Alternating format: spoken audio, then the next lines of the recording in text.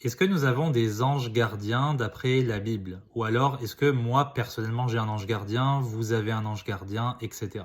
Alors, mettez-vous ça en tête de suite, c'est une idée ésotérique, ce n'est pas biblique. La Bible ne parle pas de ce genre de choses, elle est même incertaine quant au rôle des anges, est-ce que ce sont des anges gardiens, etc. La Bible ne se prononce pas sur le sujet pour éviter qu'on développe un culte des anges. Cependant, beaucoup de gens vont vous amener en Matthieu 18, 10 pour prouver qu'il y a des anges gardiens. On va lire le verset ensemble. Prenez garde de ne mépriser aucun de ces petits, car je vous dis que dans le ciel, leurs anges voient sans cesse la face de mon Père qui est dans le ciel. Alors déjà, les petits, dans le contexte, ça fait référence soit aux sauvés, c'est-à-dire aux croyants, soit aux enfants. Et ça ne dit pas que chacun a son propre ange, ça veut dire que de manière générale, les anges du Père nous protègent, ils sont là pour nous protéger. Mais est-ce qu'ils le font en permanence pour chacune de nos petites actions? Non, pas du tout. Parce que les anges, à la base, ils ne sont pas tout le temps aux aguets. Les anges, ils regardent la face du Père, c'est-à-dire qu'ils sont surtout en train de guetter quelle est la volonté du Père, quelle est leur prochaine mission. Vous voyez ce que je veux dire? Donc les anges, en fait, ils font des allers-retours permanents. Ils ne sont pas postés à notre côté à attendre qu'un problème survienne pour nous sauver.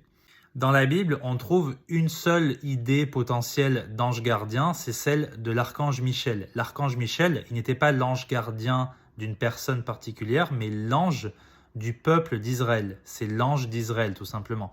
Son but était de le protéger, c'est ce qu'on voit en Daniel. Dites-vous que cette idée d'ange gardien, qui est une idée ésotérique, s'est développée dans la période intertestamentaire, c'est-à-dire entre l'Ancien et le Nouveau Testament, ou durant l'Antiquité gréco-latine. Et après, ça a été repêché par des pères de l'Église, je parle de l'Église catholique évidemment, et au Moyen-Âge, si vous voulez, cette idée d'ange gardien, elle a même eu un parallèle, l'idée d'avoir un démon familier, c'est-à-dire que chaque être humain aurait un ange gardien et un démon familier, ce qui est vraiment bizarre et non biblique. Et du coup, ça s'est propagé dans l'inconscient collectif encore jusqu'à aujourd'hui. Des gens espèrent avoir un ange gardien et se réconfortent avec ça. Je ne dis pas que les anges ne nous protègent pas ou ne nous servent pas, etc.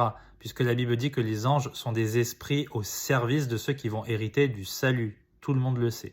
Ce que je ne dis pas, c'est que nous avons chacun un ange pour nous protéger. Ce n'est pas du tout enseigné dans la Bible. Soyons méfiants, attention à ne pas tomber dans le culte des anges, puisque c'est une tentation pour l'homme. On le voit dans toute l'histoire biblique. Regardez ce qui est écrit en Hébreux 13, 6. De sorte que nous disons avec assurance, le Seigneur est mon aide et je ne craindrai point tout ce que l'homme pourrait me faire. C'est Dieu qui est omnipotent, omniprésent, omniscient. Attention à ne pas adorer la créature de manière subtile, puisqu'un ange est une créature, plutôt que le Créateur qui lui seul nous protège parfaitement. Que Dieu vous bénisse.